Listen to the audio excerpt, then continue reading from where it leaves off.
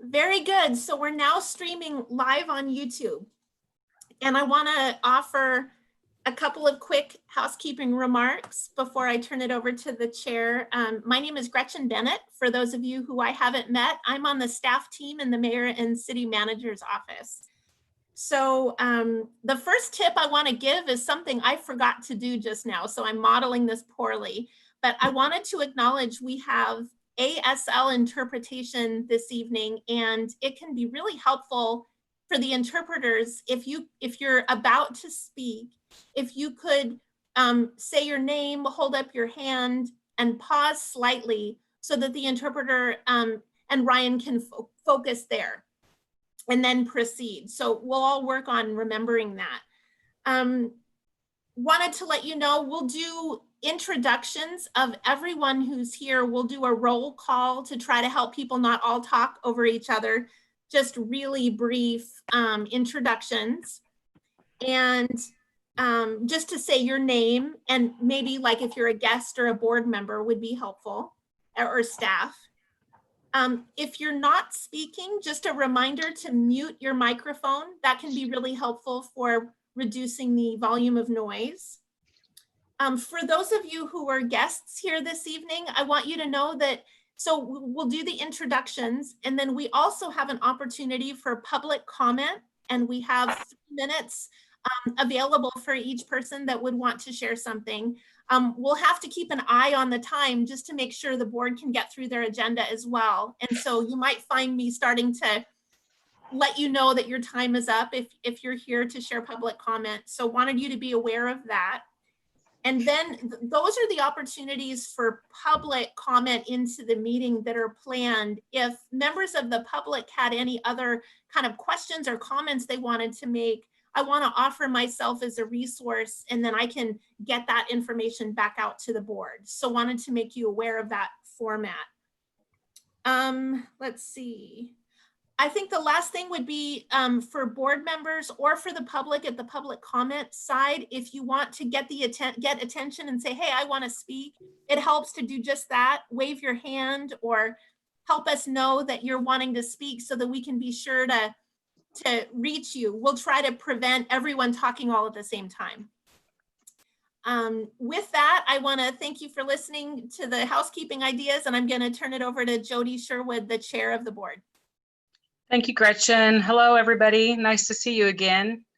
Thank you, Sarah, for being here. And if you need help, let us know. It is our first time in a virtual type meeting, and we may need to remind ourselves of the rules to help each other out, share information.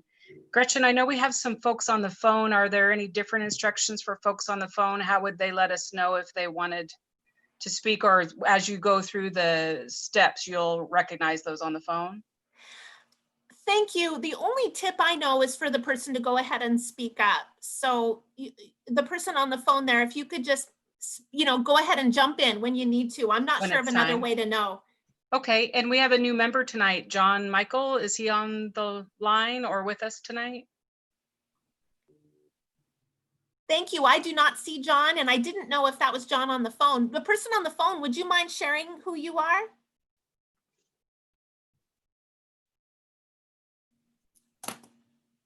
I thought there was more than one on the phone. Oh, maybe. I'll work on, I'm okay. Working on trying to reach that person. I'll see if I can't do that. Okay. But I don't see our new member yet. Okay.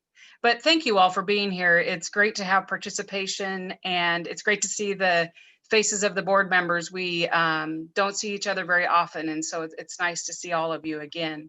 And so, Gretchen, do you want to go ahead and call the roll? Yeah, absolutely. Let's see, Jody Sherwood. Here. Bevan Clapper. Here. Lowell, are you here tonight? Okay. Aaron Hull. Here. And John Michael, I don't hear ya. Are you here? And Robert? And Steve Rice? I'm here. Great. And Michelle will stand by if we need her. And then let's see. For guests, I want to welcome Steve Koch. Hello. Hi. Very good. And Lisa Nair is here. Very good. Is that Christina Costa here? Yes. I'm Very here. good. Dr. Irvin Brown is here. Yes, I'm here. Welcome. Very good. Sarah and Jordan are here with the National Interpreting Service. Kathy, is that Kathy Seckel here? It is. Hi. Welcome. Heather Lisago, are you here? Hi, hello. Very good. Mark, do you want to introduce yourself? Mark is staff at the city in the legal department. Sorry about that. I had to get to my icon to unmute. I'm an assistant city attorney with the city. I represent the police department, and through that am a legal advisor to the review board. Very good. Thank you. And did I miss anybody? We just have the one telephone that I'm sorry. Is the person on the phone able to hear and respond? Okay, well, I'll work on that. And Jody, I'll turn it back over to you. Okay, thank you. I hope everyone has a copy of our agenda tonight. If you do not have it, you can find it on the website. As a Community Police Review Board, we are volunteers.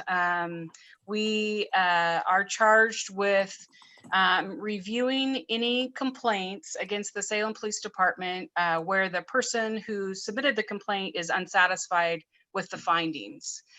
It is very rare for us to review complaints, and we'll talk a little bit more about that this evening. And just so that you know, we meet quarterly. We were scheduled to meet in, sorry, I'll do a better job of having my entire self on there. We meet quarterly. When we were to meet in April was about when everything was closing down. And so we chose in that week to not hold the April meeting. And so this is the first time we're getting together since January. Quarterly meetings are a little bit challenging for us to not see each other very often. However, we do not see complaints come through the process for us to review. We have had times where we may meet more frequently, and that is usually around a case review process. We have not had a case review in, gosh, at least 2 years. We had a case review that we were following, and sometimes we will meet if that individual needs to meet outside of our quarterly meeting, regularly scheduled time, or if a case review would take extra time for us. But it's very rare, as I mentioned. So we do spend the time making sure we are as educated as possible on the policies and procedures or happenings inside the police department. So when we do meet, we do review different topics. I wrote a quick list of some of the items that we've covered over the last year. And some of those topics are learning about the downtown engagement team. We had a presentation by Sergeant Hill, or the SWAT team by Sergeant Riddle, the riot team, Sergeant Hardy. We have reviewed overall complaint data and some of the end of the year stats. Gretchen has presented to us on civil rights. The last time we met, we walked through arrest procedures and spent some time actually going through that process ourselves. And then we will review our case review process because there are certain steps that we take as we go through a case review, and we need to be reminded of that because we don't have that many. So you'll see us review that process every so often. And then I think Mark has given us presentations on conflicts of interest, other things like that when it comes to the board process that we need to follow. So we do make sure that we still spend time getting to know the agency. We're required to have 2 police officer ride-alongs a year. And before we leave, Gretchen will talk to us about how that process will happen this year with where we're at. But the last time since we've gotten together since January, a lot has changed in the world, as we all know. And so we have asked the city manager to come forward and brief us on the happenings and the planning ahead with the city of Salem, and to help us understand next steps that are planned. We typically go around the room and introduce ourselves to the new board member. So if he does pop in, I would like us to pause and make sure that we do that. And so I think that that we will also go through the minutes, but we'll do that after we see our presentation today from the city manager. Anything else I'm missing, Gretchen? I don't think so. Thank you. Okay.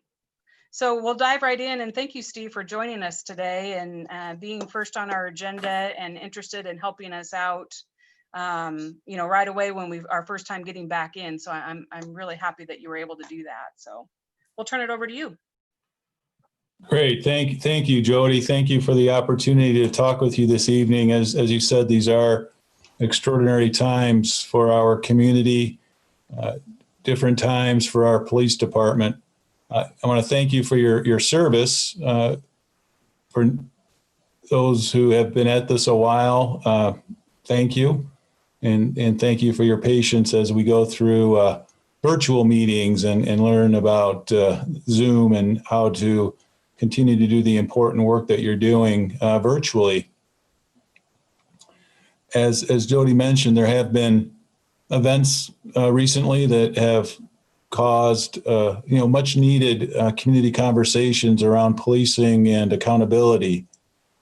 And having your service, having the Community Police Review Board ready to help us, to help the city, to help me, to help the police department maintain and improve that accountability is really, really critical.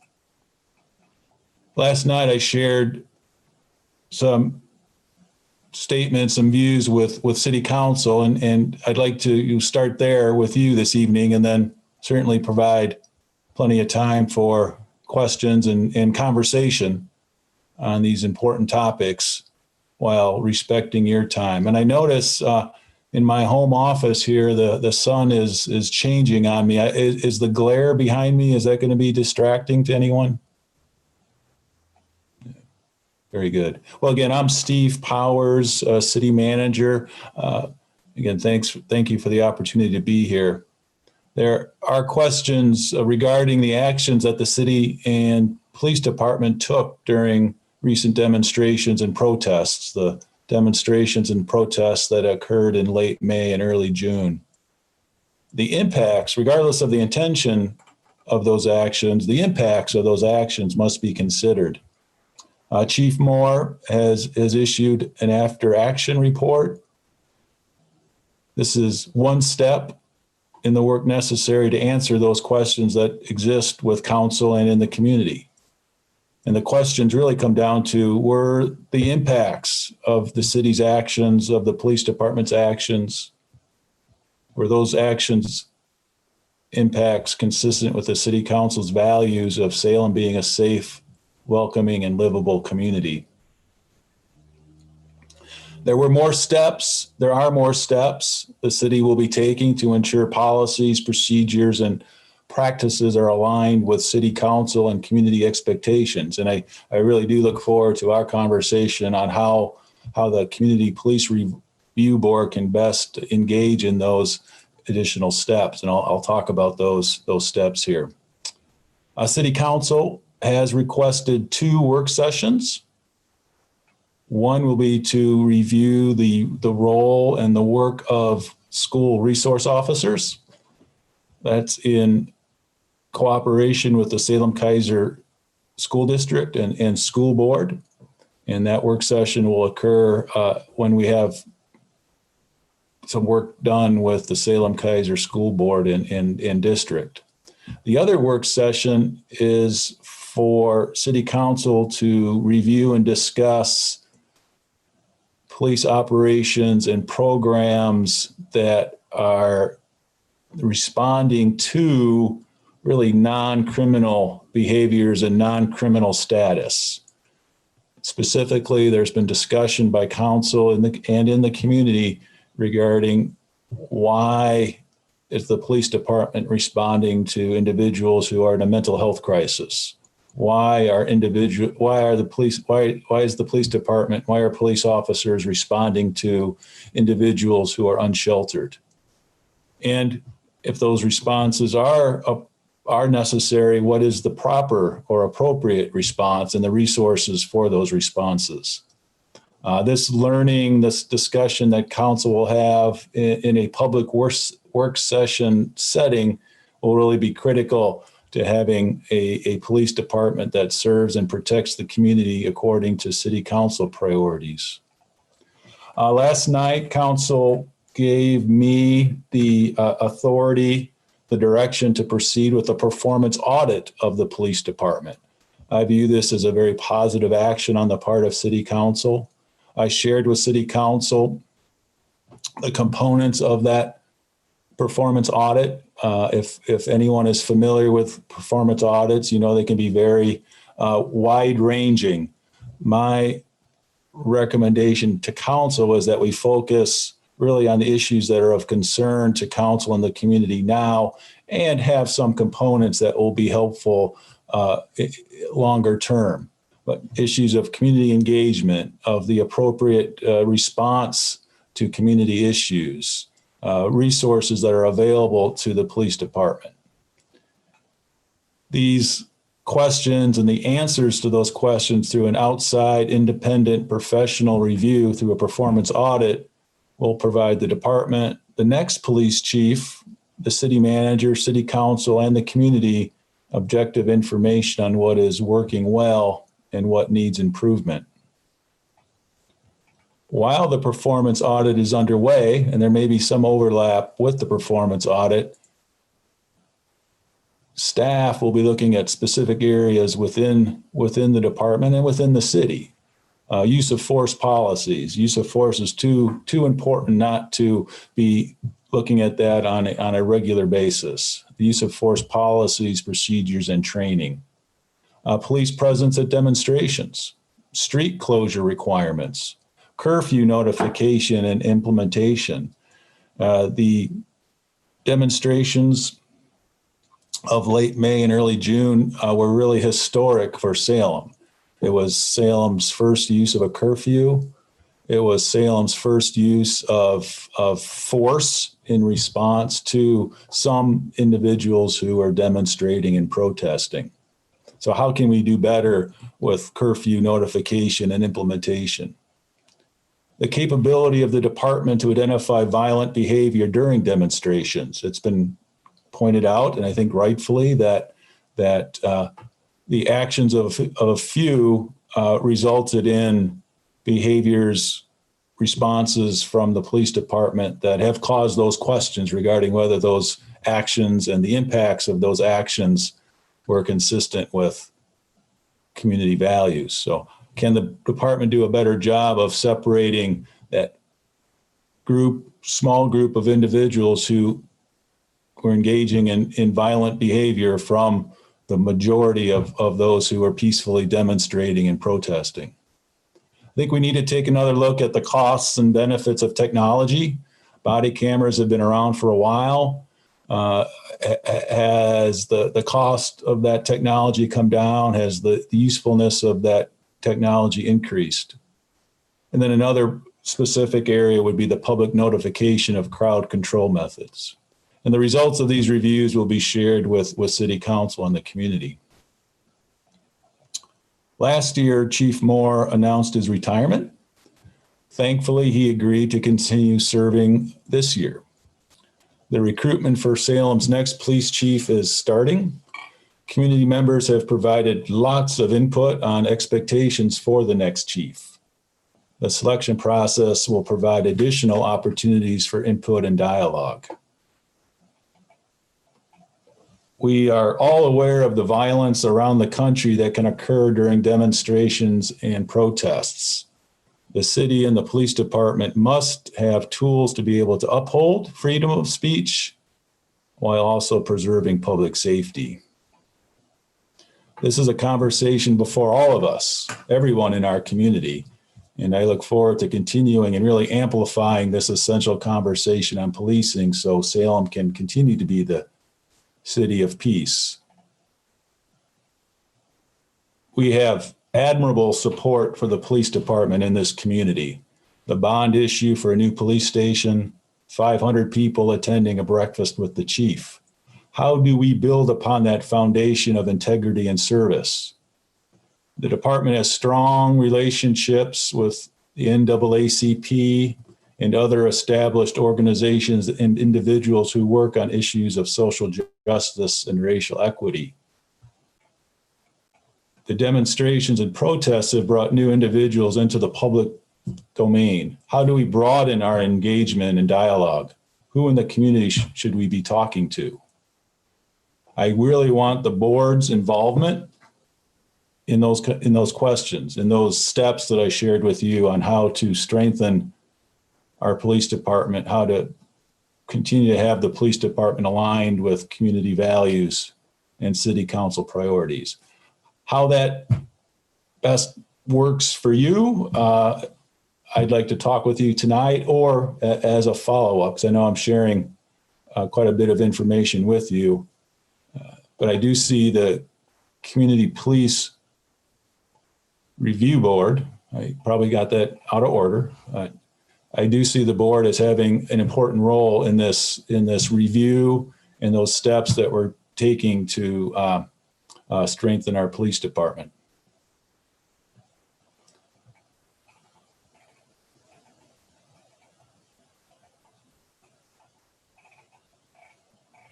And with that, I will stop and would be happy to take questions or come back later in the conversation to talk with you regarding policing and your important role.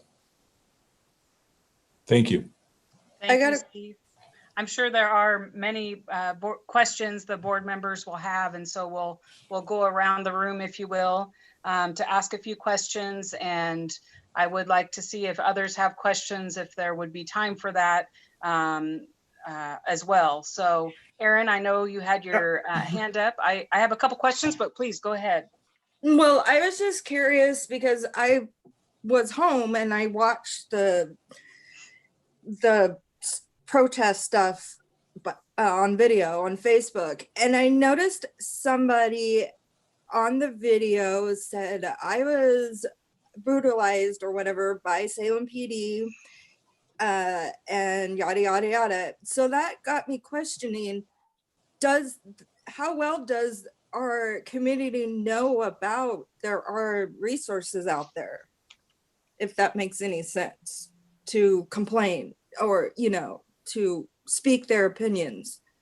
I mean, does the community know that they can go to Salem PD and fill out a paper or whatever?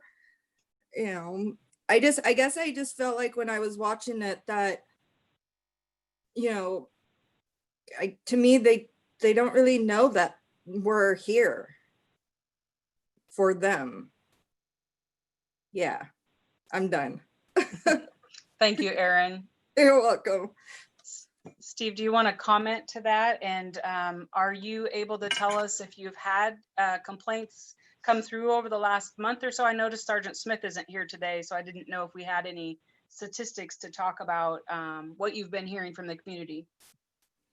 Well, Gretchen can speak to the specific if any complaints or inquiries have come in. I think Aaron's point, though, is very consistent with the feedback that I've received that, and I think this is true across the country, where these demonstrations have brought in residents, individuals, people who haven't been engaged and active, at least not at the levels we're seeing before. And they very likely aren't familiar. I know from emails that I've received and city council has received, I'm not sure they even care or understand city government, asking as a resident of Kaiser, of Brooklyn, New York, of Albany, Oregon, to, change the Salem Police Department. Clearly some individuals know where they live, and are asking us to make change that's necessary nationally. But I do think there were others who really were unclear about local government. And I would expect that as a result, they were also or are unclear about opportunities to address any grievances, complaints that they have against the Salem Police Department. So I think that is consistent as far as our need, again, to reach out into the community much more so than we have over the past decades. As far as any specific complaints, Gretchen, I think can answer that question. You bet. I'm aware of 2 inquiries that came to me, and then I assisted them with getting connected in with the Salem. Oh, sorry, this is Gretchen. I'm not doing what we said with ASL. Apologize. This is Gretchen. I'm aware of 2 situations where people reached out to me and then I connected them through the process. I'm not aware of the numbers of people that have made inquiry or reported things into the PD, but we can certainly request that information. I might make one additional comment, which is that's also a topic of interest for the city's Human Rights Commission. The Human Rights Commission is noting that the gulf between the general observations they're hearing in the community of people who are experiencing it, maybe in their case, it's bias or discrimination, generally speaking, and then how few report in. And they're working on outreach right now to talk with, groups, individuals to try to figure out how to close that gap. Their work is more broadly focused than specifically police, but in general, helping people connect in and be aware of the resources available to them is a theme there too. And I wanted to make everyone aware Michelle Teed is a member of our board and she's joined us since the intros. Hi there. Sorry I'm late. Hi, Michelle. This is Jody. Thanks for there. joining. I had a couple questions myself. Steve, I'm wondering if you have a timeline for the audit, when you expect to start the process and end the process? Steve Powers, City Manager. With the direction last night from City Council, I expect that we'll have a request for proposal out within 30 days. And likely, this hasn't been determined yet, likely provide 30 to 60 days for responses. And those responses, I think, will indicate how much time will be needed to do a thorough performance audit. Council's direction, the sense of council, was to have at least big components, major chunks of a performance audit available for consideration in the upcoming fiscal year budget by our budget committee. And that would mean May of next year, May of 2021. Thank you. And this is Jody, board chair again. I also feel like I heard through the presentation that you had that the board ourselves would have some input and involvement in that audit. Is that correct? Well, that is one area of discussion I would like to have with you this evening. Again, Steve Powers, I'm sorry, City Manager, either with you this evening or at a later meeting. Because I know, per city code, perhaps just your available times. I know you have other lives, and those lives are perhaps even more challenging during a pandemic than they usually are. So I want to be respectful of your volunteer service, but I do really see the Community Police Review Board or you as individuals having a lot to add to selection of the next police chief, some review of policies, some advice to Gretchen on how to reach more members of our community. Perhaps certainly talk with the successful firm, successful company that will be doing the performance audit. So those are some areas where I do see either as individuals or as a board, opportunities to help the city, help me make sure the police department, again, remains aligned with our community values and is doing the best job possible for everyone in Salem. Thank you, Jody Sherwood, Board Chair. I have a couple more questions, but I also want to honor the other members of the committee to have those questions.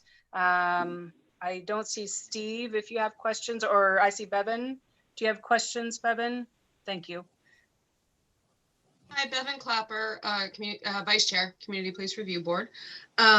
So my question is, who's going to be developing the scope of work for the audit? The main big pieces are in the staff report that went to City Council, and that's available publicly. I'm sure Gretchen or I can get that to you.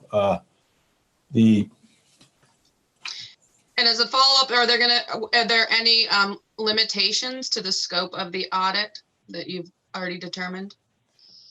Not limitations, again, because performance audits can be pretty comprehensive. My recommendation to council was to really emphasize review on effectiveness more than any efficiency review. This isn't, if you're familiar with audits, this isn't a cost audit. This isn't a financial audit. This isn't an audit of the police department's budget or financial records. This is an audit of the police department's performance. And because the questions that have come up are regarding effectiveness and community engagement and not how many calls a police officer is making or responding to, I recommended that the audit focus on those effectiveness measures more so than the efficiency. So that would be the only limitation. Now there may be some statutory limitations as far as personnel detail, but I don't expect the statutory limitations, if any, to get in the way of an audit that will be meaningful for the department, meaningful for me, meaningful for council and the community. I would also request that you look at, when you're doing the RFP and the scope of work, what standards you would like them to assess the department against. That's an important component, is what criteria are used Thank you. for the assessment. So just be aware that that's something you might want to call out or have the city council have a discussion about. Yeah, thank you. Thank you. This is Jody Sherwood, Board Chair again. I have two questions around accreditation. Today, the agency has accreditation, is that correct? And can you explain a little bit more about that process? I want to understand more. And then I'm curious if you are doing a review of processes or involvement with police activities that are maybe peripheral to the work. I'm trying to think of a good example. And I know that we have plenty of time with Sergeant Smith when he comes to our meetings, for example. So he's spending a couple hours out of his time to come meet with us. And are you looking at where you are spending that time to refocus inside the agency? That's maybe not the best example. I'm trying to think of another one. But if, so that you can focus on your police duties and maybe be supported by the city, and the police can be supported by the city in another way, so they're not doing those peripheral duties that aren't core to their business. Is that an issue that you're looking into? I'm curious about that. On the first question, yes, the department is accredited. It's a 3-year renewal. I'm not familiar with the specifics of the police department accreditation. Accreditations of at least local government operations tend to be consistent in having a review? Does a department have policies? Does a department have procedures? How regularly are those procedures, those policies updated? What are the personnel processes in place for the selection, promotion, retention of employees? What plans, operational plans, business plans are there for the businesses of that department? The police department, even though it's a law enforcement agency, does have other lines of business, and that's certainly true of other departments that go through an accreditation process. And that accreditation information will be really important for and be a big part of the information that is available to the performance auditor. On the question of the time of the officers, as I mentioned, efficiency really isn't the priority for this audit. However, I think there will be a review of the non-dispatch time that officers have, because that non-dispatch time is really where the officers have the opportunity to do community engagement when they're not responding to calls.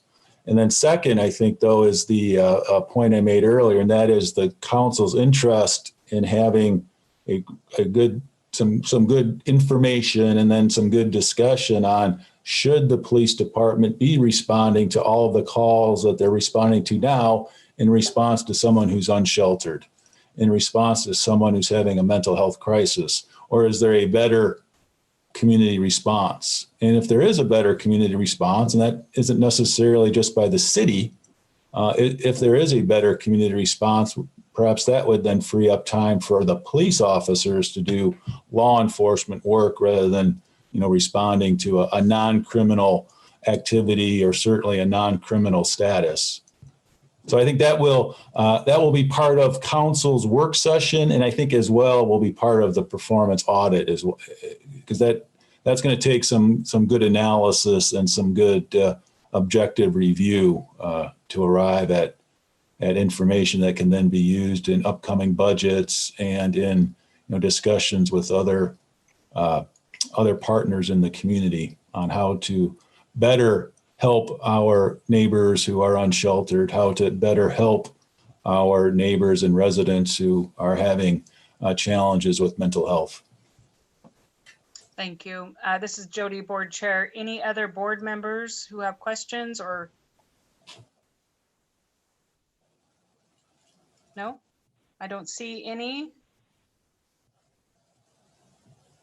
I don't know if you can stay with us, Steve, through the meeting. We may have other questions that come up. So are you available, or are you planning to leave just to make sure we know in case we do have other questions? No, I'll hang on. I'll mute myself. I'll leave my camera on, but yeah, I'd be happy to stay with you. Thank you. Thank you. I did mention that if other members or public members who've joined us, if you have some questions around the topics that we've discussed, I would welcome any of those questions. If anybody wants to raise their hand. I see Christine. Hi, this is my first time at one of these meetings.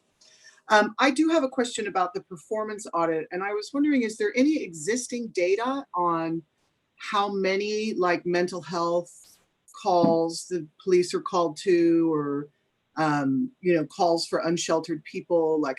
Is there any of that existing? And if it is, where does it exist? And that I'm assuming from the sound of it that during this performance audit that there will be some data collected about just pure numbers like that, about statistically, not necessarily like you were talking about how the police are spending their time, dealing with, but what kinds of things is really taking up their time when they're out on calls. And I also wonder about the transparency, because I've done some searching and I can't find out much about anything about the police department, about these kinds of issues, or even like I can't figure out if we have no knock warrants here, and it just seems like if that's going to be part of it as well, that this performance audit will drag some of this out into view. So those are my questions. Thank you, Christine. I'll turn that to Gretchen or Steve. This is Jody, board chair, excuse me. Don't know, this is Gretchen, staff. I don't have the answer to those questions, but there's certainly good ones and ones that I would think would be emerging in the work moving forward. Well, and Steve Power, city manager, there's a lot to unpack in that question. I'll attempt to answer a couple of the points or questions. One is the performance audit itself won't necessarily compile data. A performance auditor will look at existing data, will identify where there are gaps, where there should be data, but they won't necessarily generate the data. They may help compile it into a report that's understandable to the community, but they won't be creating data. The question on the response, the calls for mental health and homelessness is difficult to answer. And I think that is one where Gretchen should follow up with this board, because again, being homeless is not a crime. Exhibiting behaviors that might be uncomfortable for someone else isn't a crime. So I don't know exactly. I know the police department doesn't code their calls based upon someone's status. Calls are coded based upon an activity that may be criminal, and that is the basis for then the call reports that are shared. So, but I think Gretchen should follow up with the Community Police Review Board on specifically those questions. In regards to no knock warrants, probably not. One of my points of emphasis through this is we need to look at what are the needs, what are the shortcomings in Salem, and where can we do better, and also, again, a performance audit can be pretty far-reaching, and at least right now, it's focused more on some of the core responsibilities of the department and some of the activities that have generated questions. So, thank you. This is Jody, board chair. Steve, I'm not sure if I'm clear. When you say no knock warrants, probably not, are you saying they are allowed in the city or they are not allowed in the city? I'm sorry. I was referring to that the performance audit is likely not going to review, at that level of detail on the question of no knock warrants. As far as whether they're happening here, I don't know. We can follow up on that as well. Thank you. Other questions around the topics? Hi, Julianne. Hi, how are you? This is also my first time, so thank you guys for having me. So I have, I think, a couple questions. I think my first one surrounds, I heard a lot of talk about the performance audit being a way to gauge whether Salem PD has recently acted within kind of the scope of the city of Salem and the city council's community values. What are those values, or where can I locate those values? Is that something like a mission statement? Is that somewhere where there's a gauge? Because I'm looking online, I see something from 2017, it looks like, where it's like safe community, good governance. Is that what we're talking about, or is it a broader term?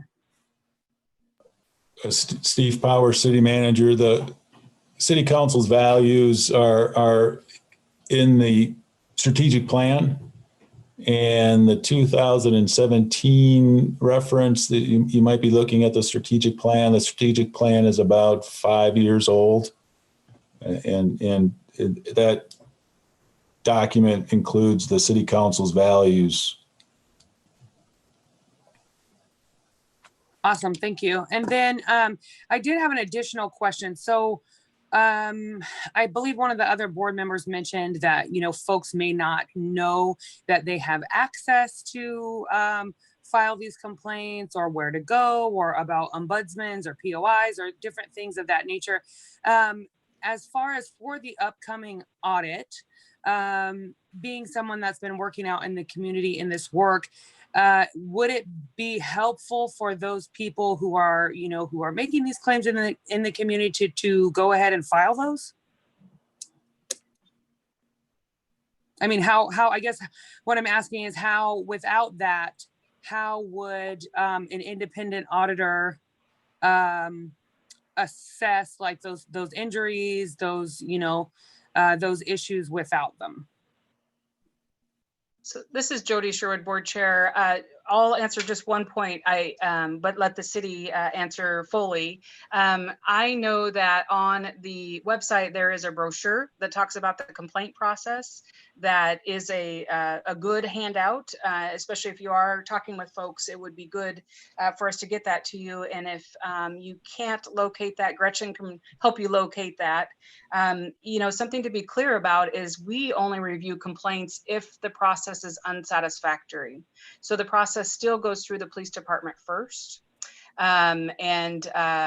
We would like to have the answer to the question, does that mean that there are not complaints happening? Does that mean that the process has been satisfactory?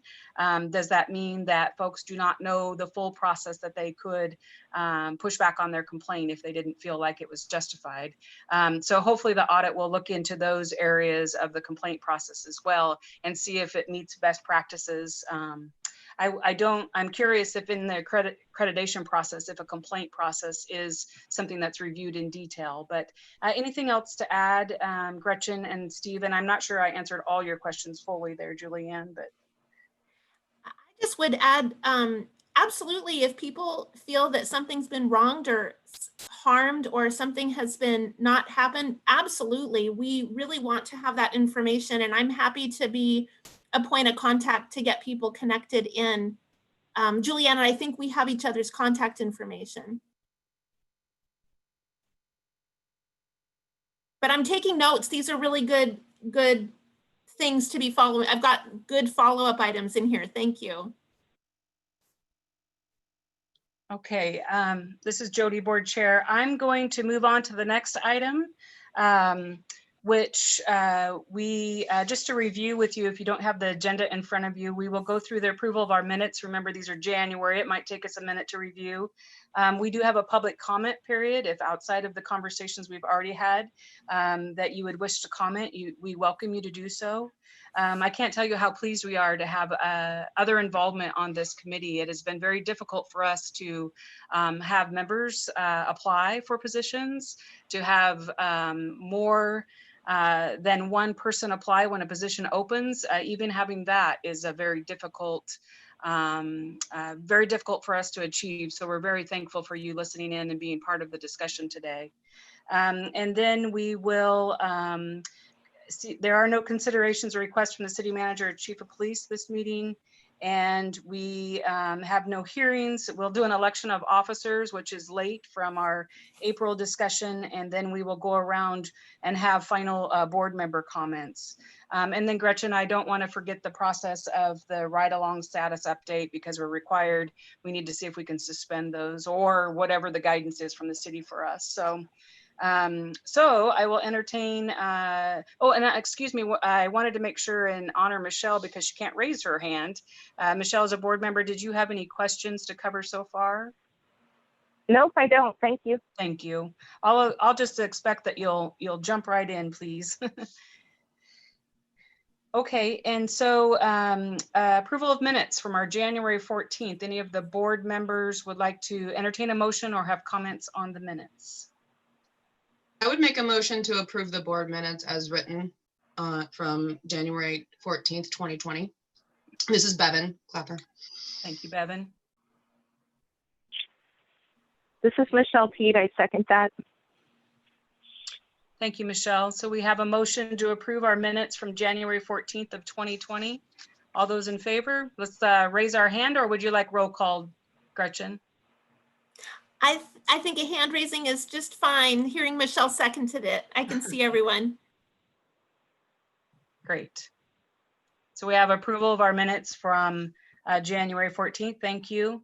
And now this is the time for the public comment. Again, we usually do not have public comment. So we thank you for being here. And it's a process that I want to make sure and do a check-in with Gretchen. I know that we generally say that there's a 3-minute public comment period.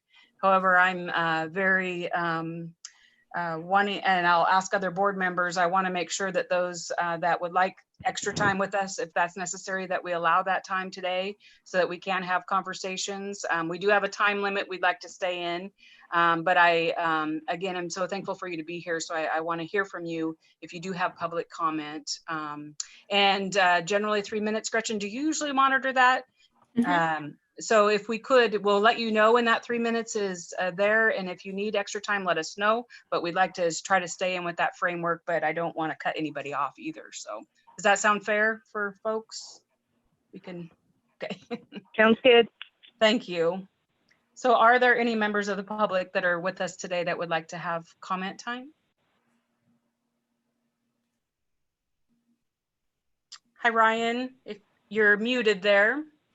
If you'd like to unmute, please. Yep, I'm here. My name is Very well, thank you. Gail. And so I live here in the city of Salem, and I am a deaf Black man.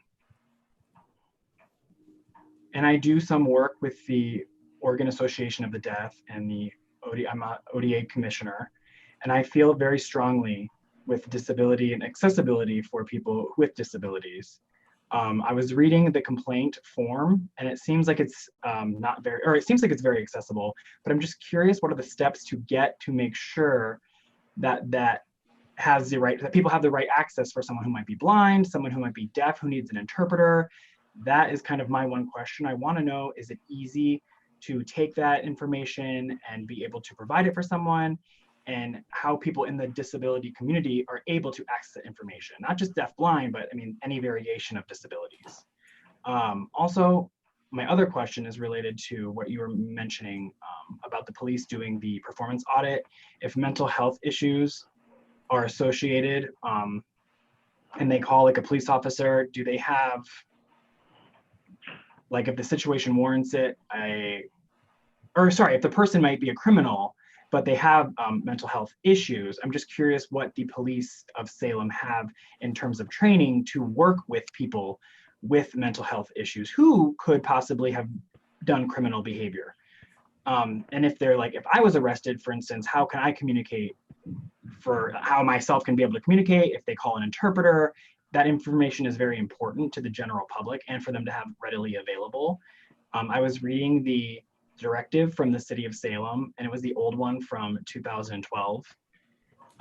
It was very outdated information, but for me as a Black deaf individual, if the cop comes, it's a very hard situation for me to be able to communicate with them. And for me being deaf, they don't bother communicating with me. And it's one of those things, I need to know what's happening, because if I'm trying to write or I'm trying to gesture, or what other ways that I can try to get my communication across, I just want to make sure that the cops are aware of the varying disabilities that could be presented to them. And if like someone has a mental health disability and they are killed by the cops, and maybe they did, there was a crime committed, but the communication aspect is what I really find important. This is Jody, Board Chair. Gretchen, I'm going to let you talk through the specifics for the city on that, or Steve, please. Thank you for your questions, Ryan. I think those are really critical, good questions, and I wouldn't profess to know all of the ins and outs of those. I know briefly, we certainly have a process where people can request accommodations. I'm aware of different training modules and also access to different resources like specialists and people who work in mental health, for example, or people who communicate through sign language who can assist, on scenes. So what I'd like to do is circle back with the department and get a more complete answer than what I would be able to provide just from what I've picked up. And I'm happy to provide that both back to the board and also back with you, Ryan.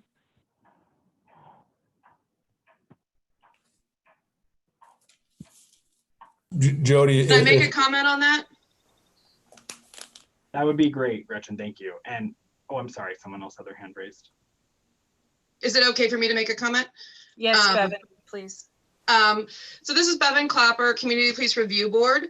One of my first ride-along experiences, there was an interaction with a deaf citizen in Salem, and there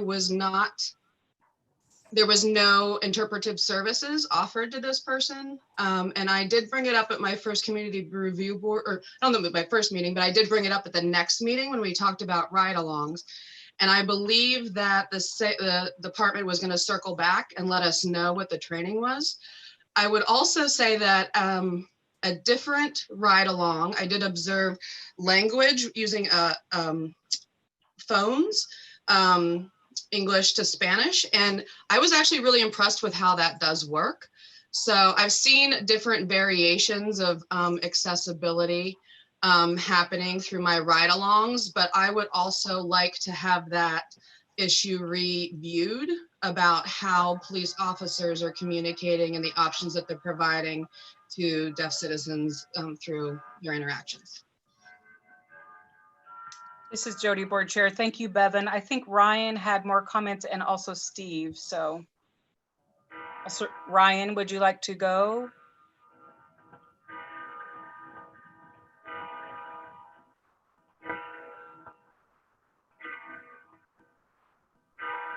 Sorry, the interpreter is muted. Interpreter, sorry, I was muted.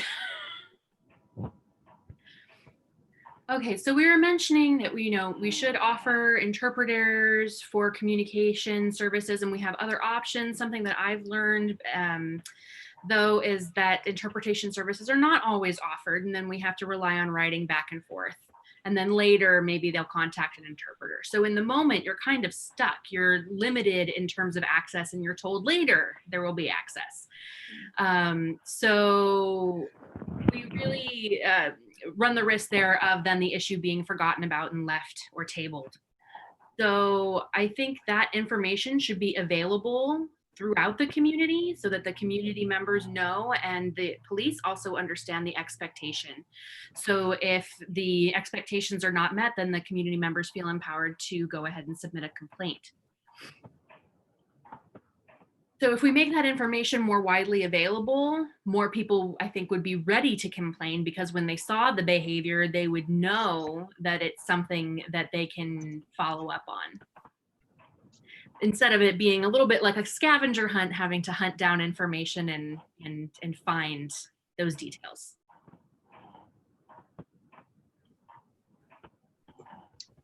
Thank you, Ryan. I appreciate your voice today. Steve, did you have any comments that you also wanted to follow up?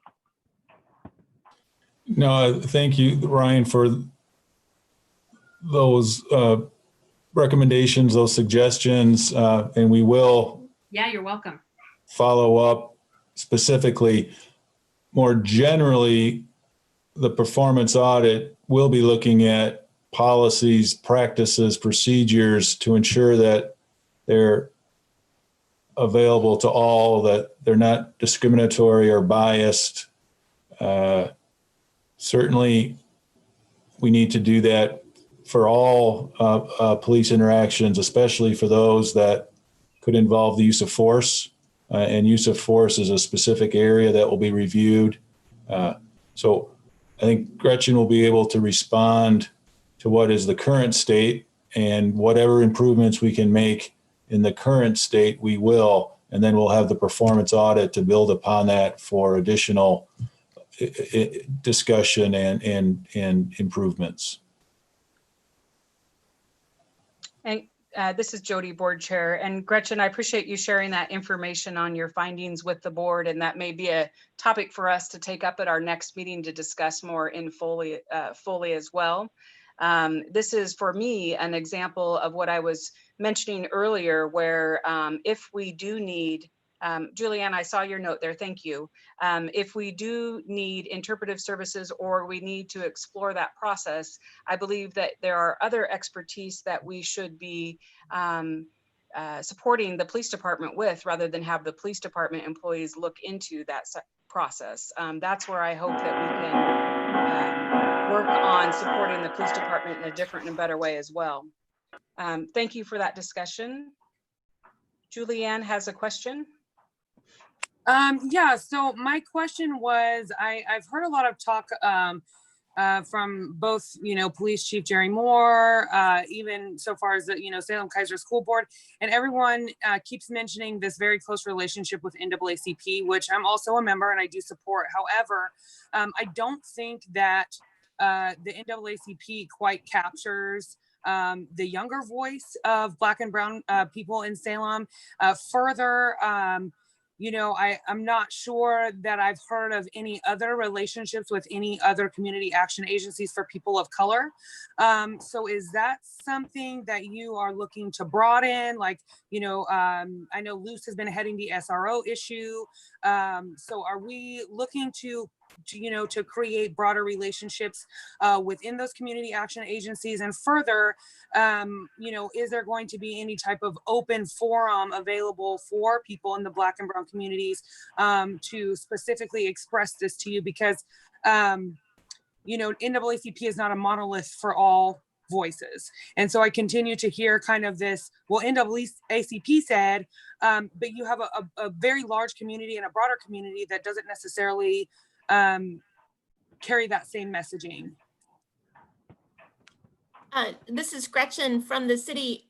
Julianne, thank you. I know that's consistently something I'm hearing both from fellow community members and staff, and also from members of the department, to ask who else should we be connecting with.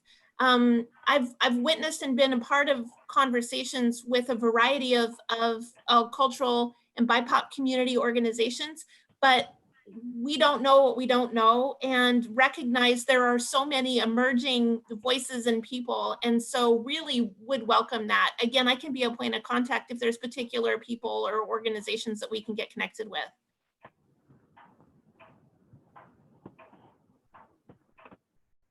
Thank you, Julianne and Gretchen. Any other members of the public who would like to have comments for the board? Dr. Brown, I don't know if you've been waving. I'm here. Did you have comments for the board today? I'm sorry if I missed you. Oh, no worries, no worries. I do have one question, and it really gives relevance to what Ryan was speaking about earlier, about being a person of color with a disability, with a challenge that police officers may or may not recognize or see a disability first. And what I mean by that is, when a person walks into a room, the first thing that we see is the race of a person. A disability can be hidden. And so my question is really geared toward Gretchen or even Steve. I know Steve mentioned earlier that there is some ongoing work, equity work, that is going to take place within the department. So what does that work, look like, feel like, and sound like when it comes to, understanding a lot of the inequities that people of color may go through, and or people who have learning differences or challenges? What does that work look like, feel like, and sound like? Steve Powers, a city manager. Dr. Brown, thank you. Thank you for that question. And my answer is, I don't know. I don't know yet. And I really would welcome help with making that review, making that effort meaningful.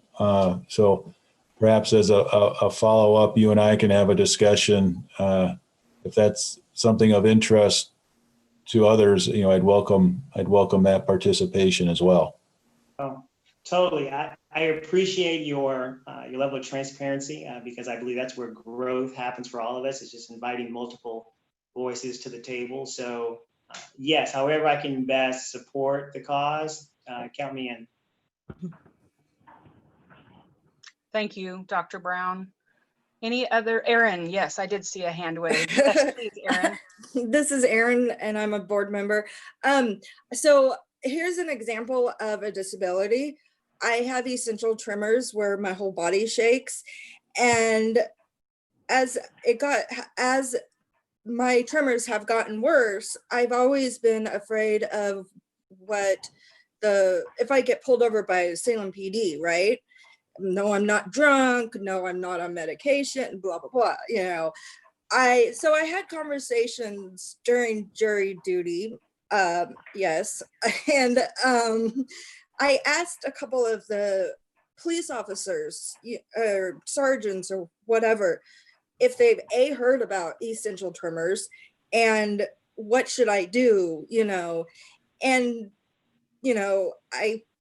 I walked the line for one of them, which I, passed, of course. But, the police officer said, get a medical bracelet,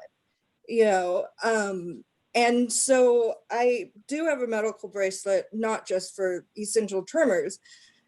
I'm not saying that people with other disabilities go and get a medical bracelet, we shouldn't all have to wear medical bracelets, but I just wanted to share, that was my fear, because, everybody looks at my hands and my body and why are you shaking? And I get the 3rd degree. And, so now I can show people, hey, it's read my medical bracelet.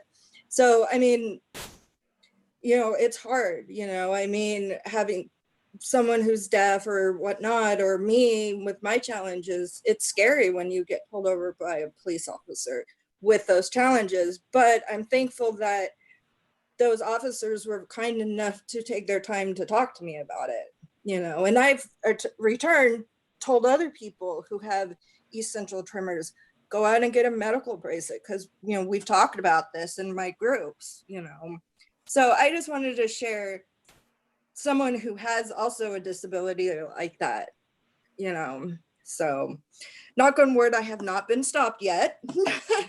But anyways, so, I mean, they're aware and they want, police officers want to learn, they ask me questions, what is essential tremors, blah, blah, blah. And, so I like that they wanted to learn too. So anyways, I'm done. This is Jody, Board Chair Erin. Thank you for sharing your story and your perspective on that. Very helpful conversation.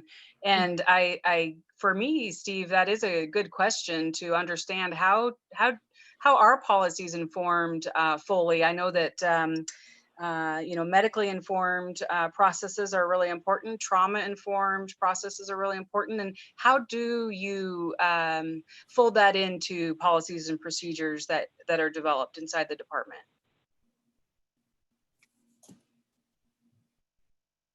I can say I don't know the answer to that, but again, would be happy to find out. I know bits and pieces and would be hate to have an incomplete answer. So I'll be happy to find that out.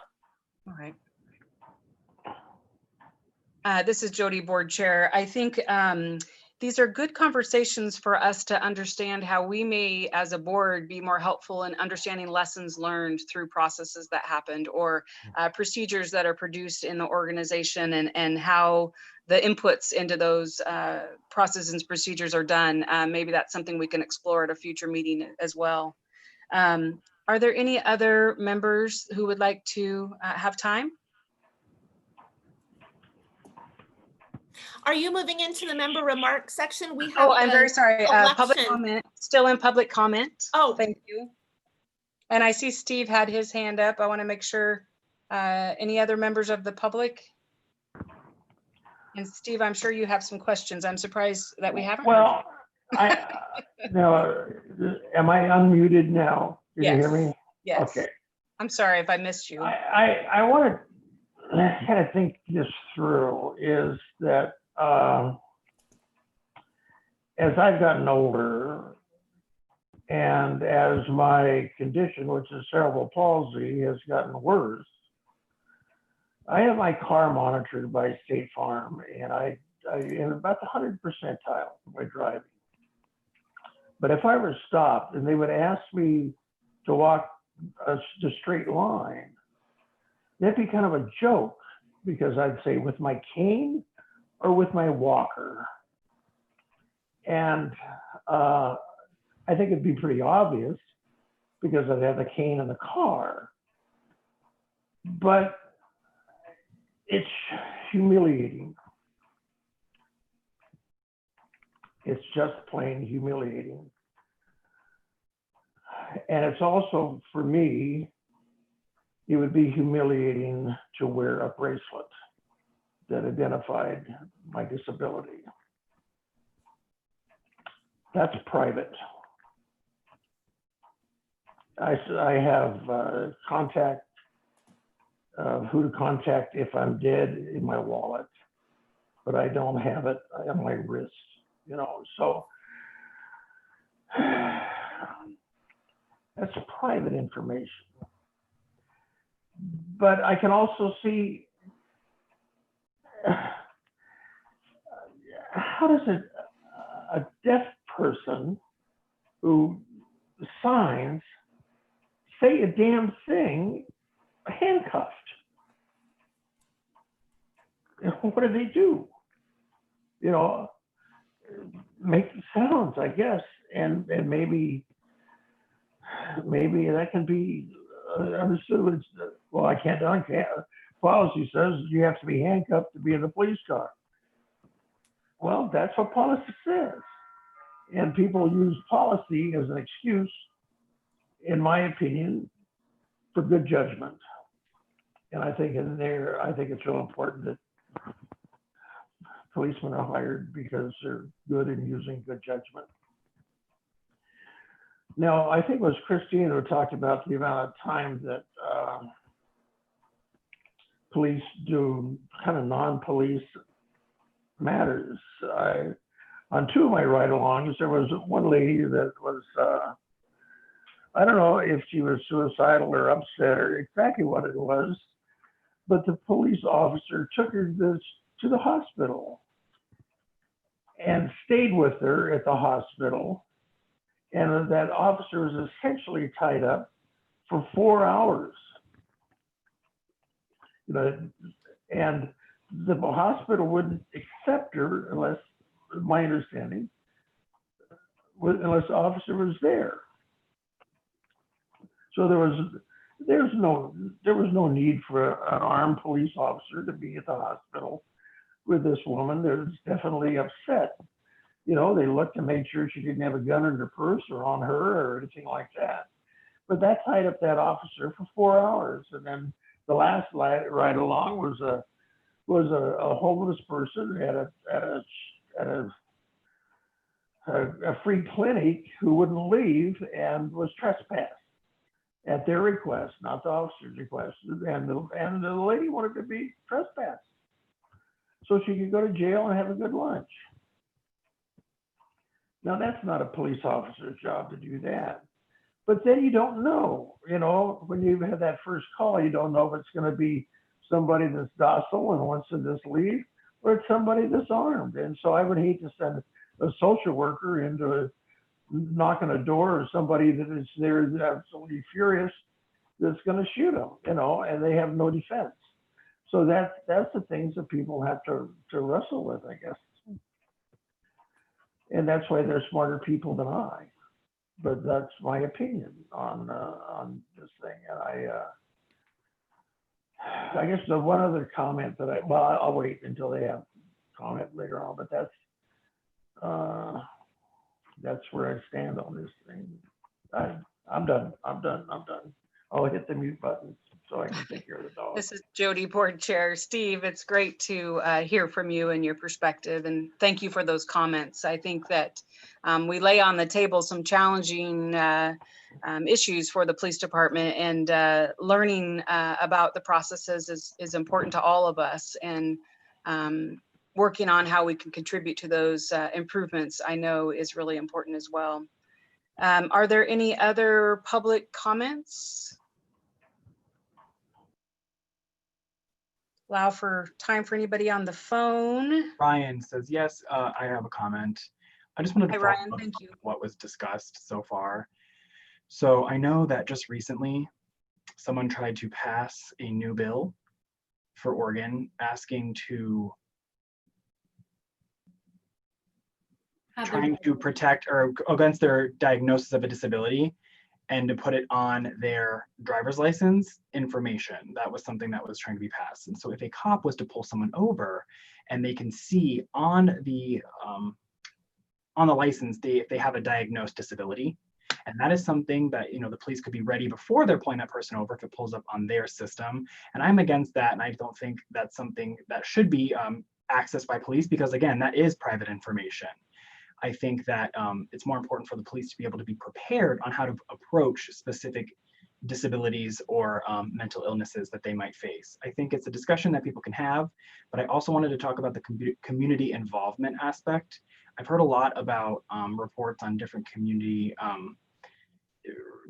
issues that have gone on, but in terms of disability discussion, I haven't heard much. And again, disabilities come in a varying array of forms. I mean, there's different disabilities, there are different issues that also have different layers with skin color, and there's the LGBTQ community, varying representations other than just having a disability. But, you know, there's Black individuals who aren't just Black, but they have disabilities as well. So it's kind of the way that we can get different feedback from different individuals from the community, not just one individual, but trying to kind of get a facet for, or an understanding of all different facets of disabilities and minorities in our community. Thank you. I want to jump in. This is Gretchen. Thank you, Ryan. Excellent points there. And Steve, I wanted to do a quick time check with the board. We've got about 10 minutes left in the meeting that you have, and I know you've got an election and the member remarks and the ride along piece. And I just wanted to check in and see if people were comfortable with time. This is Jody, board chair. Thank you. And thank you, Ryan, too, for offering your comments. I think that I've seen all of the hands raised for public comment. So we will close that portion of our agenda. And Michelle, did I hear something from Michelle? No, thank you for asking. Okay, thank you. I'm mindful of your yellow square that lights up when you move, I think, with your phone. Okay, sorry. Don't move. No, I'm kidding. So we are moving on. There are no consideration or requests from the city manager or the chief of police, which is very consistent. You know, I have to apologize though, because in this case, I think that's just routine on the agenda. But in this case, you know, I'm hearing Steve talk about we do have requests for the board as explained earlier in his. So I think that's a misprint on the agenda this time. That's my bad. Apologies. Thank you. Thank you, Gretchen. I understand. I was going to mention that, so I appreciate that you did. And then we have no requests for review.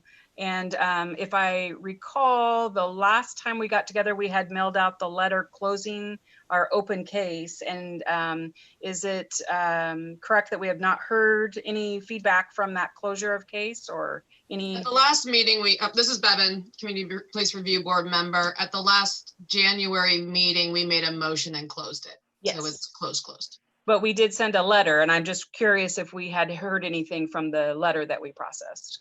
We did not. Okay, great. Thank you. Steve, please. Thank you, Chairperson. On your previous agenda item, I would like to follow up with Gretchen, and if the Community Police Review Board is willing perhaps to call a special meeting, I could be more specific for you in my request for involvement in those areas I shared with you earlier, and certainly in the areas that have been brought up by the board and by the public this evening. So if that would be something that you might consider holding a special meeting, you know, October might be timely, but I would really like to have some of this conversation, some of this dialogue before October. And I do need to give the board more specificity on how you perhaps could help me, help the city, help city council with this review and this discussion of policing issues. This is Jody, Board Chair. I think that I will just put out there right now for the board members, if that is an interest to you, if you wanted to raise your hand, and Michelle, you can speak up, but I think you're going to see how we feel about that. So I think it's a yes, that we'd all like to be involved in that process and engaged early. Would that be correct, board members? Great. And this is Michelle. I agree. I like the idea. Thank you. I think that that helps us with our, excuse me, Jody, Board Chair, that with our experiences over the years of what we've learned from the police department and folding that in, I appreciate that offer, Steve. And now we have election of officers, which we don't do very often, Gretchen. So I'm going to ask for you to help us with the process. I do understand that election of officers, we have a couple choices on how we can do that process. And I would like to make sure board members are comfortable with the process. And so Gretchen, would you mind reviewing, and then I can ask the questions, or however you, if you could walk us through. I don't want to do it wrong. Of course, thank you. So one option that the board has chosen to do is open and verbal conversation about the election of chair and vice chair, which are the two roles that are before us this evening. And so someone can nominate a chair and a vice chair, and then a second, and then a vote, just as you did the minutes, where it's open and shared. A second option, if you would like some privacy around your voting, is that you can email me your votes, and I can watch, and assuming that the internet will tally, will cooperate with us this evening, I should be able to report back pretty quickly what the results are. I'd like you to know that those, they don't have to be shared this evening, but certainly if a public records request or something was received where people wanted to know the votes, those would be something I would need to share and turn over. But it's not something that needs to be done unless requested like that. So you have a couple choices. You can have a conversation and do it orally, or we can provide some privacy with written ballots. And I think Jody wanted to ask then, which would you all prefer? Yes, and this is Jody, Board Chair. For board members, is there a preference on the vote? Would you rather email your, what we would do is put on the table the vote and the nominations, and then your actual, excuse me, we would put on the table the request for a chair, and then your nominations, and then you would vote on those nominations by email.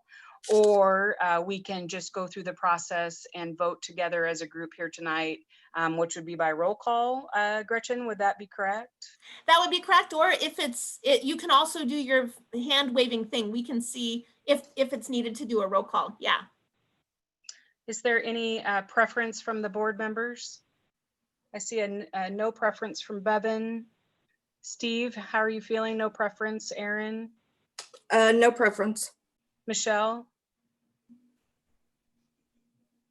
I can live with, I'm sorry, this is Michelle. I can live with just having a discussion. I work in elections for the state, so I tend towards privacy as a,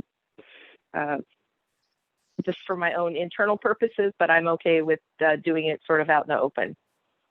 Thank you. Thank you, Michelle. And so we are at the point, and normally what we do is that we'll open the floor for nominations for chair. And Gretchen, is it appropriate that I facilitate this process, or should someone else? I can take over just to help make sure you're comfortable. Is there a nomination for chair this evening? I would nominate Jody for chair, Jody Sherwood for chair. Is there a second? I second that. Jody, would you accept if you were selected? Yes, I would. Thank you. Okay. Are there other nominations for the role of chair this evening?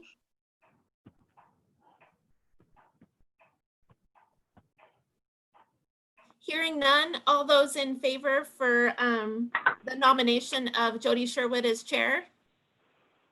Aye. Aye. This is Michelle. Aye. Great. Any opposed? Jody, thank you for serving in the role of chair. Thank you. Yes, you. thank you. Members. Are there any nominations for the role of vice chair this evening?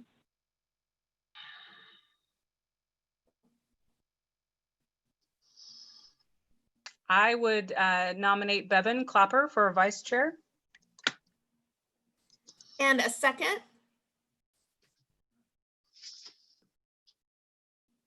I'll second that too. I think she's done a wonderful job. Bevan, would you accept if selected? Yes. Great. Any other nominations for VC?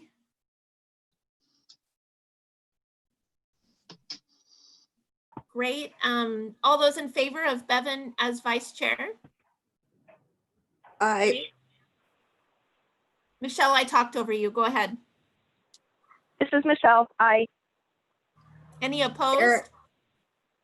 Oh. Is there anyone opposed? I'm worried I'm talking over people. Okay, very good. Bevan, thank you for serving in the role of vice chair. I think that concludes the elections, and that would carry us forward until the end of the calendar year. And thank you both for your service. Yes. Thank you. Thank you, Gretchen. This is Jody, board chair. Thank you all and board members for going with the electronic meeting today. I think we've done a pretty fair job for our first time, and we're probably all doing this more than we'd like right now, but we're becoming experts, if I would say. Now we are at our 7:30 mark, but I do want to make sure that there are time. We have two things still to discuss. If you would please bear with us through the conversation. There are time on the agenda for board member comments, and then we do want to discuss the ride-along process before we leave tonight. Because we are scheduled till 7:30, if members of the public decide to stay, that's great. If you do not, I don't want to leave without saying thank you to all of you for joining us here today. Very important. I really hope that you watch for our next meeting date. Steve mentioned that we will have a special meeting date, and that will be listed on the website, and I hope that you become involved. I think again, speaking on behalf of the board, I think we all would encourage that and want that involvement, so thank you. And we will go around for any board member comments. Bevan, please. Yeah, so I prepared a statement, and I would like to have this statement sent to all of the city leadership as well. And Gretchen, could you also send it to the review board members in hard copy? So I'm going to read it. So my name is Bevan Clapper. I live in Ward 7, and I'm a performance auditor by trade. I was appointed by the council in December to my second two-year term on the Salem Community Police Review Board. During my first term, we sat through many presentations on department programs and procedures, as well as completed multiple ride-alongs with Salem police officers. Personally, these ride-alongs have opened my eyes to the people behind the badges in the department. In my experience, the small percent of officers I have spent time with want to help people and keep Salem safe. I would like to be able to say that my time on the Community Police Review Board has been productive and contributed to the oversight or accountability of the Salem Police Department, but in short, it is not. Unfortunately, I do not feel the department has been transparent about its operations or has the policy and oversight structures in place to ensure my experience going about my business in Salem as a white woman. My experiences going about my business in Salem as a white woman are universal to all. I've been continually frustrated with the lack of transparency and the inability of the department to provide basic facts and statistics about their operations. I have asked on multiple occasions for a written report of basic performance information, and the department has not been responsive in over a year.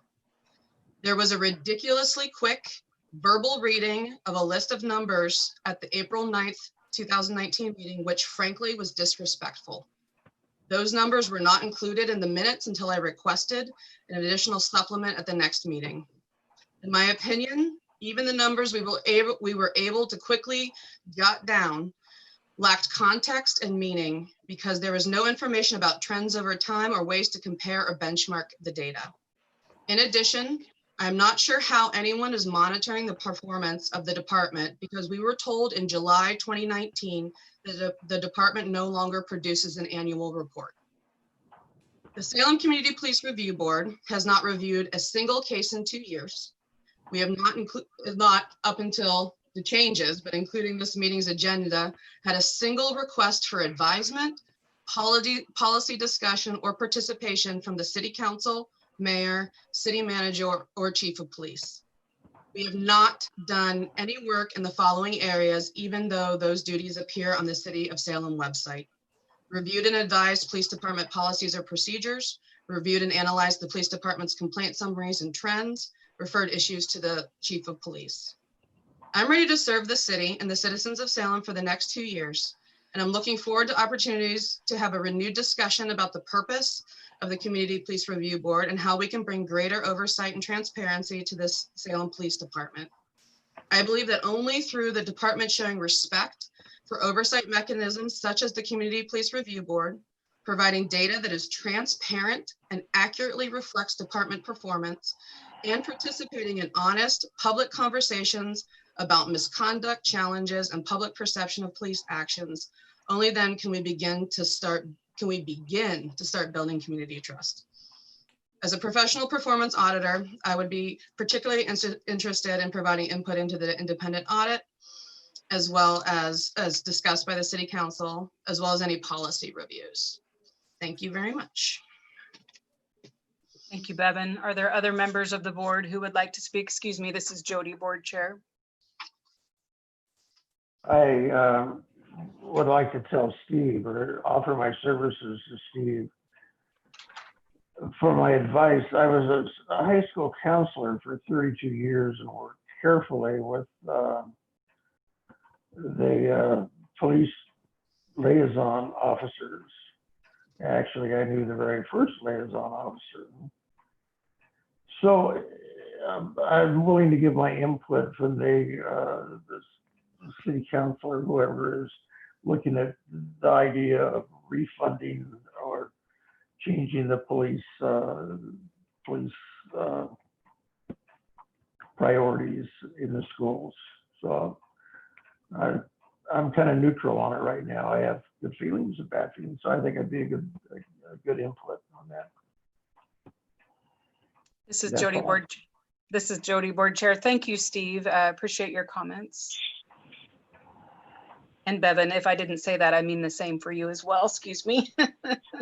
Yeah. Aaron or Michelle, I want to make sure I give you a nod. Aaron, you're Yeah, fine. this is Michelle. Hi, Michelle. Go ahead, please. Hi there, thank you. So Jody, I am super excited that you're going to be our chair again. So thank you for agreeing to do that. And Gretchen, you do outstanding work for us, both in the meeting and outside of the meeting. And I really appreciate that.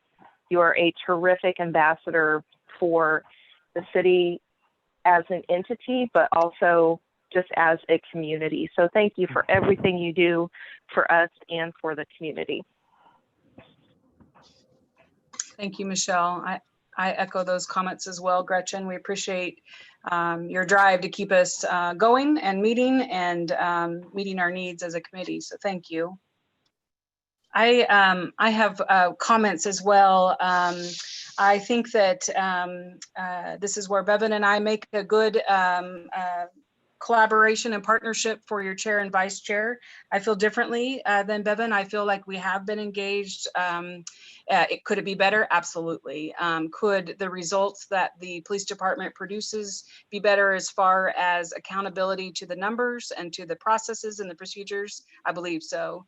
And I feel like learning that we will be more involved in that process will be very helpful for this committee, and to revisit the purpose of our group. Again, we only review if we do have complaints, and as a result of those complaints, if we have recommendations, but the process somewhere is either working perfectly because we don't see any, or it's not working because it's not known. And so I welcome the audit so that that can be reviewed and looked at in much more detail. I do hope that the city and the police department take a look at how more collaboration with the community through different boards, successes that in other communities are having with in the title of Community Police Review Board actually occur, where those processes are much more involved, not just at the end of a complaint process. So I welcome the evolution that I feel like I'm hearing from the city, and I look forward to contributing to that as we keep moving forward. I believe that is all the time we have for comments. We have one last order of business, and that's our ride-along status update. You know, with COVID, I think it's a difficult process for us to expect to have ride-alongs right now, but we have a requirement to do so. And listening to Steve earlier and Aaron talk about some of the issues that you mentioned, just popped in an idea for me. I wonder if instead of ride-alongs, if there would be a way that we could entertain a 15-minute conversation with a police officer or a sergeant or some member of staff that we could ask some certain questions. Granted, I know that they're stretched right now.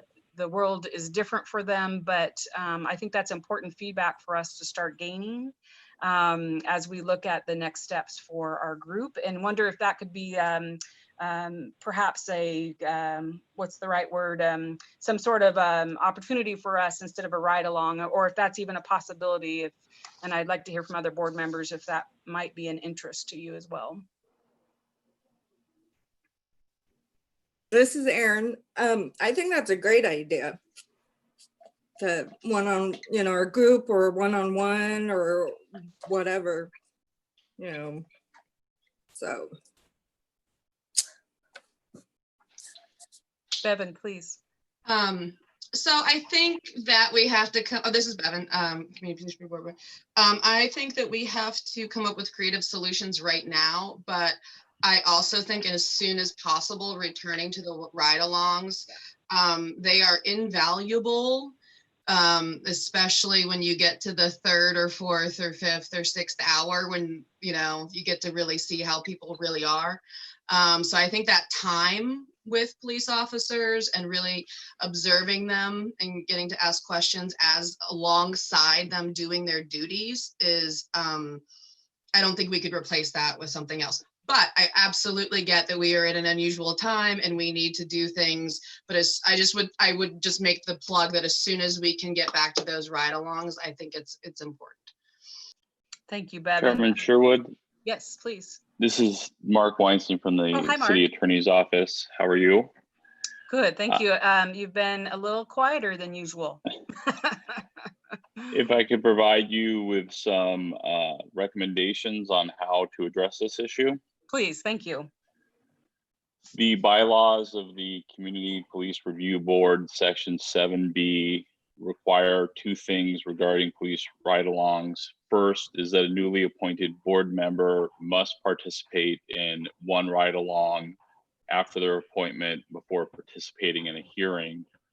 And secondly, each board member is required to participate in two ride-alongs per year with the police department. Both of these requirements may be waived pursuant to your bylaws by the city manager for good cause shown. As the board is aware, if not, I'll inform them that the police department is not offering ride-alongs currently due to the COVID-19 pandemic. I've personally seen an email that was authored this afternoon by Sergeant Steve Smith of the Salem Police Department saying that he does not anticipate that there will be ride-alongs available to anyone through at least the year 2020, possibly beyond. My recommendation to the board is to take one of two actions: to either have a motion to recommend to staff to author a letter to the city manager requesting that the manager find good cause to suspend this requirement for whatever period of time. I'd recommend, considering the unique circumstance we're in, an advisement that I'm hearing, that it be for a 1-year period of time that could always be rescinded. Or since the city manager is here, perhaps request of the city manager, based on the information before the board, that the city manager find good cause to waive the requirements of the bylaws, Section 7B, for a period of 1 year, and that be reflected in writing in tonight's minutes so that there is an official record of what is requested in the city manager's position. This is Jody, Board Chair. Thank you, Mark. So 2 options. It feels like the second option might be more useful for us to save you time as well at the city for us to talk with the city manager tonight to make that recommendation. Is that what I understand? That we have good cause to suspend that portion of our bylaws? We need a motion, right? Yes. Okay. So I would make a motion that we request the city manager, Steve Powers, suspend our ride-along requirements with cause because of the COVID-19 pandemic until for 1 year. That yeah, okay. I think Do we that's have okay. a second? This is Erin. I second. And then discussion, I would suggest, could we modify that to add for 1 year, or unless we, the changes, oh boy, I can't think of the right words, but unless we can. Unless we determine to rescind it? Yeah. There you go. Gretchen, were you able to gather that, and could you okay. Does anybody need us to review the motion that's on the table? This is Michelle. I don't, but I think we need to move it to accept the friendly amendment. So we need to move it to accept the friendly amendment that was just mentioned about or rescinded as chosen, or I'm sorry, Michelle. I think we need the person who made the original motion to accept the friendly amendment. There you go. And Yeah, Mark, I accept correct me if that's not right. Bevan, do you accept the friendly amendment? I do. Great, thank you. Thank you, Michelle.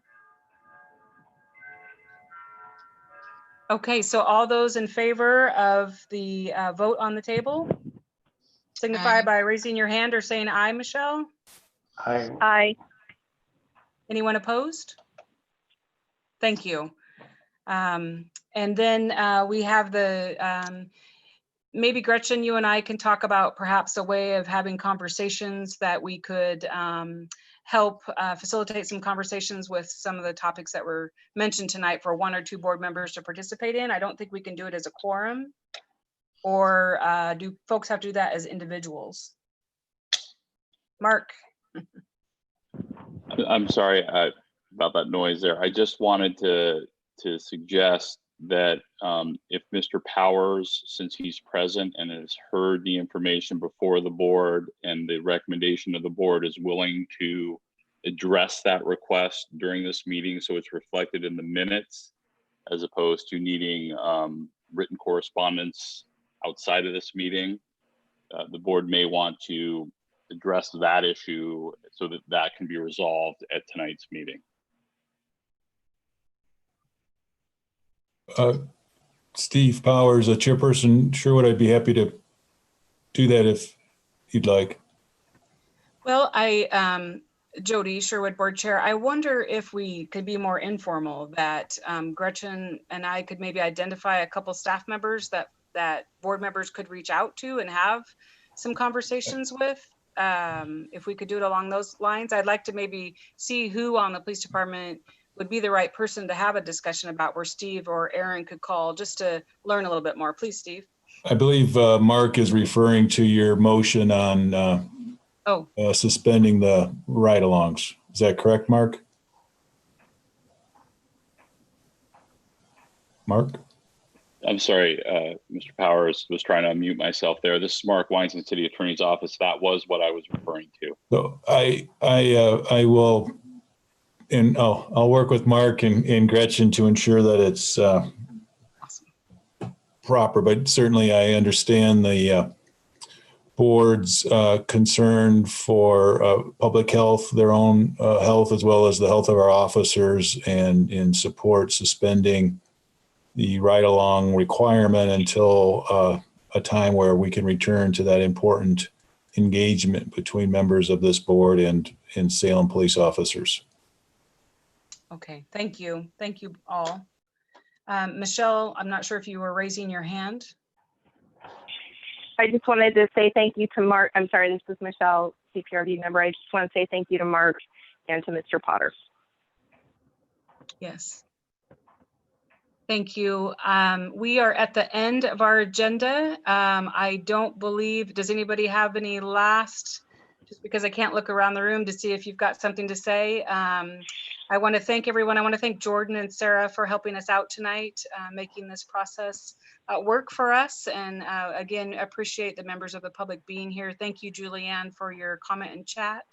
And again, we hope to see you the next time we get together. It was great to meet all of you today. Do I need a motion? Do we need a motion to adjourn? Of course we do.